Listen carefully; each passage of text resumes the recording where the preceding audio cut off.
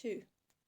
When we were children, Hassan and I used to climb the poplar trees in the driveway from my father's house and annoy our neighbours by reflecting sunlight into their homes with a shard of mirror.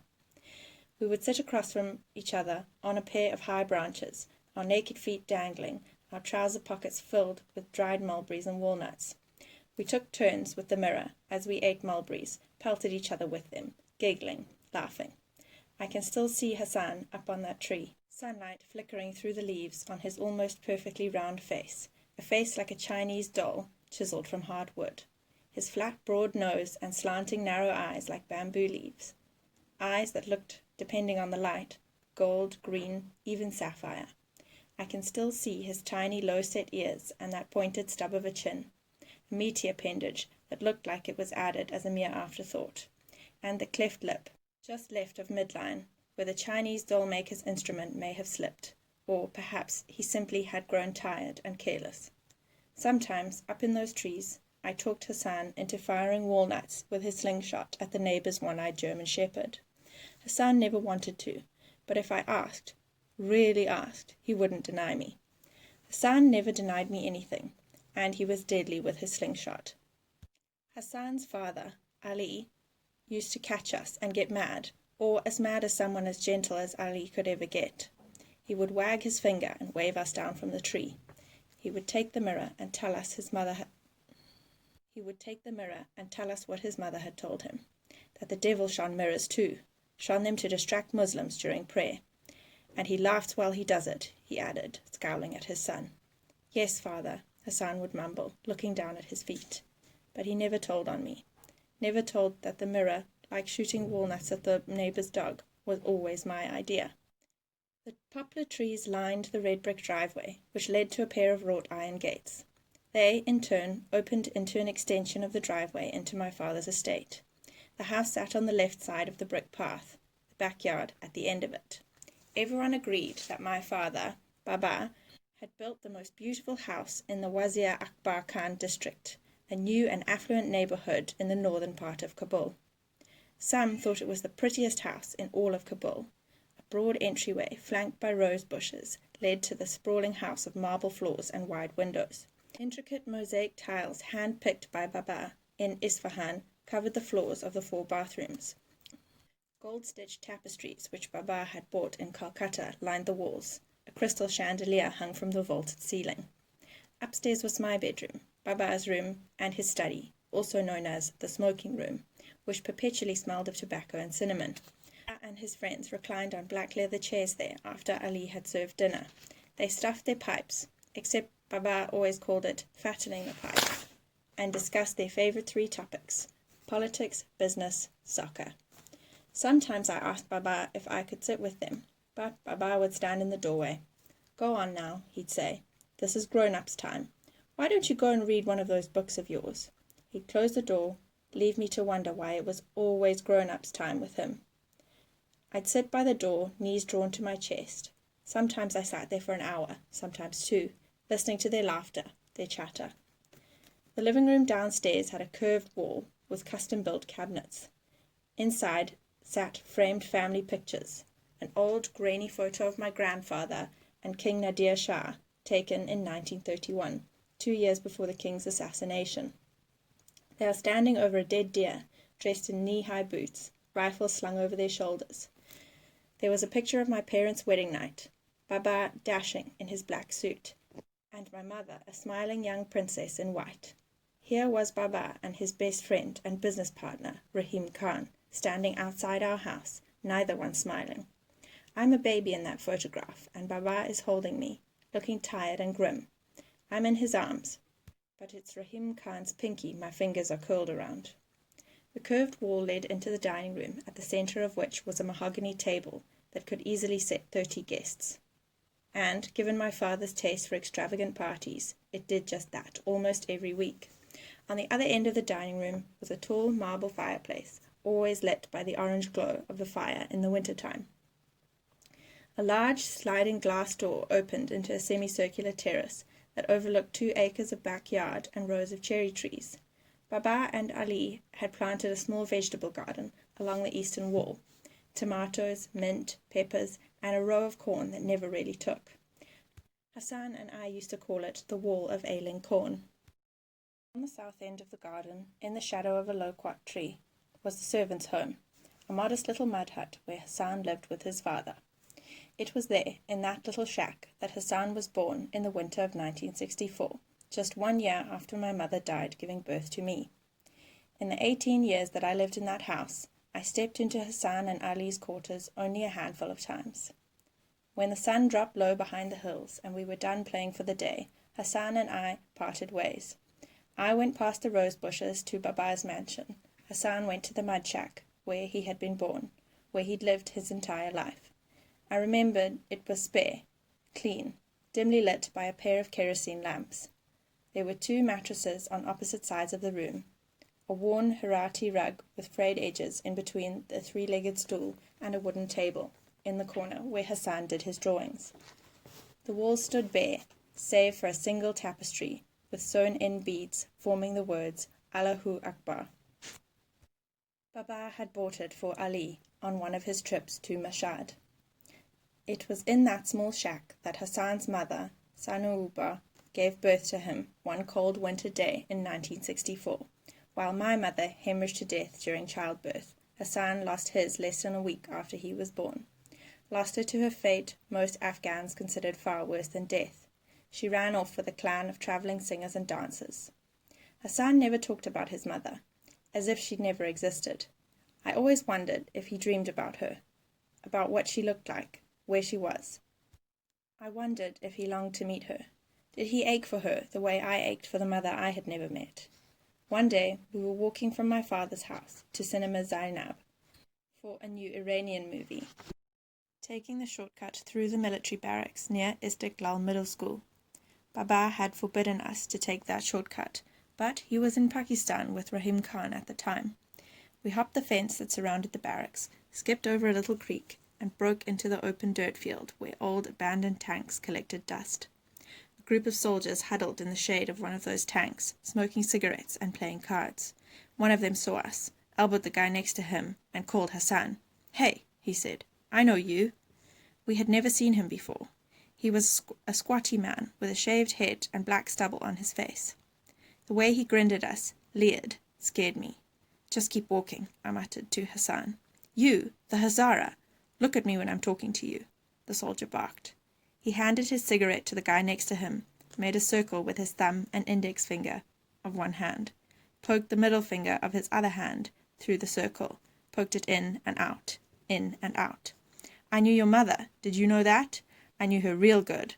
I took her from behind by that creek over there." The soldiers laughed. One of them made a squealing sound. I told Hassan to keep walking. Keep walking. What a tight, sugary little expletive she had, the soldier was saying, shaking hands with the others, grinning. Later, in the dark, after the movie had started, I heard Hassan next to me, croaking. Tears were sliding down his cheeks. I reached across my seat, slung my arm around him, pulled him close. He rested his head on my shoulder. "He took you for someone else," I whispered. "He took you for someone else." I'm told no one was really surprised when Sanouba eloped. People had raised their eyebrows when Ali, a man who memorized the Quran, married Sanouba, a woman 19 years younger, a beautiful but notoriously unscrupulous woman who had lived up to her dishonorable reputation. Like Ali, she was a Shia Muslim and an ethnic Hazara. She was also his first cousin, and therefore a natural choice for a spouse. But beyond those similarities, Ali and Sanouba had little in common, least of all their respective appearances. While Sanouba's green eyes and impish face had, rumour has it, tempted countless men into sin, Ali had a congenial paralysis of his lower facial muscles, a condition that rendered him unable to smile, and left him perpetually grim-faced. It was an odd thing to see the stone-faced Ali happy or sad, because only his slanted brown eyes glinted with a smile, or welled with sorrow. People say that eyes are windows to the soul. Never was that more true than with Ali, who could only reveal himself through his eyes. I have heard that Sanouba's suggestive stride and oscillating hips sent men into reveries of infidelity, but polio had left Ali with a twisted, atrophied right leg that was sallow That was sallow skin over bone with little in between, except a paper-thin layer of muscle. I remember one day, when I was 8, Ali was taking me to the bazaar to buy some naan. I was walking behind him, humming, trying to imitate his walk. I watched him swing his scrappy leg in a sweeping arc, watched his whole body tilt, impossibly to the right, every time he planted that foot. It seemed a minor miracle he did not trip over with each step. When I tried it, I almost fell into the gutter. That got me giggling. Ali turned around, caught me aping him. He didn't say anything. Not then, not ever. He just kept walking. Ali's face and his walk frightened some of the younger children in the neighborhood, but the real trouble was with the older kids. They chased him on the street. They mocked him when he hobbled by. Some had taken to calling him Babalu, or Boogeyman. "Hey, Babalu, what did you eat today?" they barked, to a chorus of laughter. "What did you eat today, you flat-nosed Babalu?" They called him flat-nosed because Ali and Hassan's characteristic Hazara Mongoloid features. For years, that was all I knew about Hazaras, that they were Mughal descendants, and that they looked a little like Chinese people. School textbooks barely mentioned them, and referred to their ancestry only in passing. Then one day I was in Baba's study, looking through his stuff, when I found one of my mother's old history books. It was written by an Iranian named Khorrami. I blew the dust off it, sneaked it into bed with me that night, and was stunned to find an entire chapter on Hazara history, an entire chapter dedicated to Hassan's people. In it, I read that my people, the Pashtuns, had persecuted and oppressed the Hazaras. It said the Hazaras had tried to rise against the Pashtuns in the 19th century, but the Pashtuns had quelled them with unspeakable violence. The book said that my people had killed the Hazaras, driven them from their lands, burned their homes, and sold their women. The book said part of the reason Pashtuns had oppressed the Hazaras was that Pashtuns were Sunni Muslims, while Hazaras were Shia. The book said a lot of things I didn't know, things my teachers hadn't mentioned, things Baba hadn't mentioned either. It also said some things I did know, like that people called Hazaras mice-eating, flat-nosed, load-carrying donkeys. I had heard some of the kids in the neighborhood yell those names to Hassan. The following week, after class, I showed the book to my teacher and pointed to the chapter on Hazaras. He skimmed through a couple of pages, snickered, handed the book back. "That's the one thing Shia people do well," he said, picking up his papers, passing themselves as martyrs. He wrinkled his nose when he said the word Shia, like it was some kind of disease. But despite sharing ethnic heritage and family blood, Sanuba joined the neighborhood kids in taunting Ali. I have heard that she made no secret of her disdain for his appearance. "This is a husband?" she would sneer. "I have seen many old donkeys better suited to be a husband."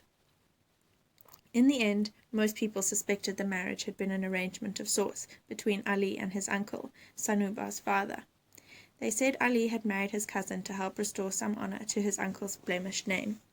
Even though Ali, who had been orphaned at the age of 5, had no worldly possessions or inheritance to speak of. Ali never retaliated against any of his tormentors, I suppose partly because he could never catch them with that twisted leg dragging behind him, but mostly because Ali was immune to the insults of his assailants. He had found his joy, his antidote.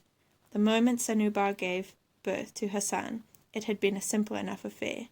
No obstetricians, no anesthesiologists, no fancy monitoring devices, just Sanuba lying on a stained, naked mattress with Ali and a midwife helping her.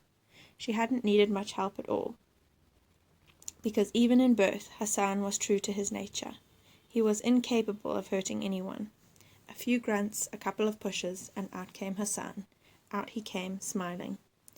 As confided to a neighbour's servant by the garrulous midwife, who had then in turn told anyone who would listen, Sanuba had taken one glance at the baby in Ali's arms, seen the cleft lip, and barked a bitter laughter.